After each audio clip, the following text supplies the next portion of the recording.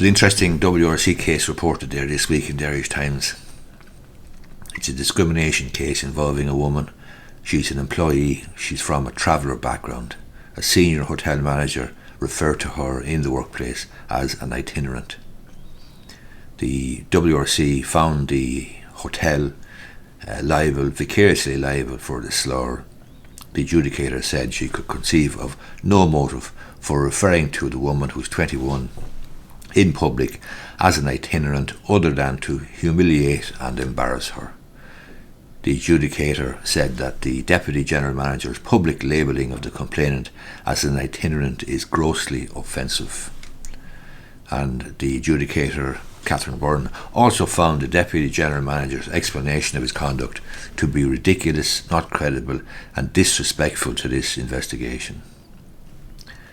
She said that she was satisfied that the complainant, who worked as a bartender at the hotel, was subjected to harassment by the Deputy General Manager, and the harassment constitutes discrimination on the ground that the complainant's family origin is in the traveller community.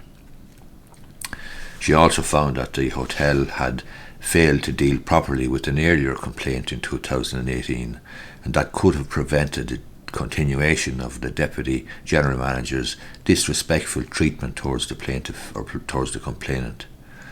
And she also provided or ordered that the hotel provide professional training to managers regarding the promotion of dignity and respect in the workplace.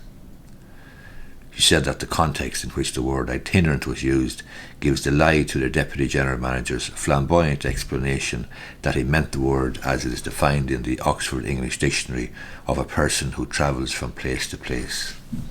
The complainant started working in the hotel when she was 17. In 2016, the young woman described how she was talking to photographers at a wedding in August 2019 at the hotel when one asked where she was from. She said that when she was answering, the Deputy General Manager allegedly stated, "You're only an itinerant." She said that she replied she could be an itinerant, so what? She said she told the Deputy General Manager that she could report him to HR for the comment, and she alleged that he replied, "Sweetie, I am HR."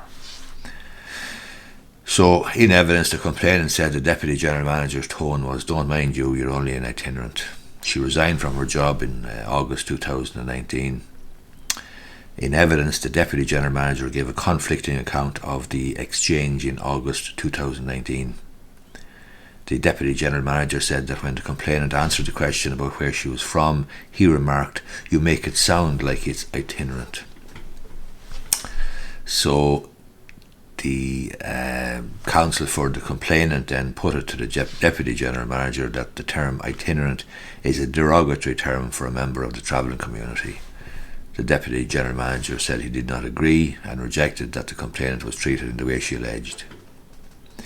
The adjudicator stated that she found the complainant to be a direct and straightforward witness, telling her story without embellishment.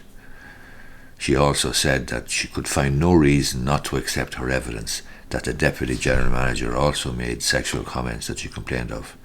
However, the adjudicator was uncertain when these remarks were made, and it is likely that they were made more than 6 months before she submitted the complaint to the WRC, in which case they couldn't be dealt with. The complainant resigned from her position in August 2019, and the adjudicator dismissed her separate unfair dismissal action as the alleged initial alterations with the Deputy General Manager. I presume that should be read altercations. I'm reading from the Irish Times.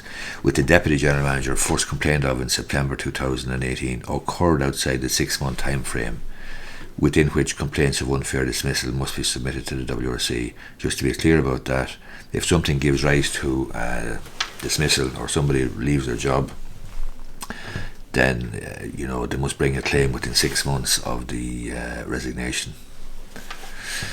The adjudicator said that she found that the distance between those incidents and the complainant's resignation is too long to establish a reasonable basis that they were the reason she resigned. So her unfair dismissal or constructive dismissal claim failed.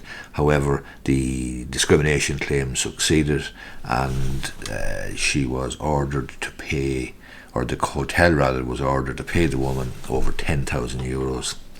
Hope you find this video informative or useful. If you do, I'd appreciate if you gave it the thumbs up down below, and you may be interested in subscribing to my YouTube channel. I make videos about Irish law and Irish business, and sometimes I dip into politics and stuff. But you might give it a thumbs up, and you may be interested, as I say, in subscribing. Thanks a lot.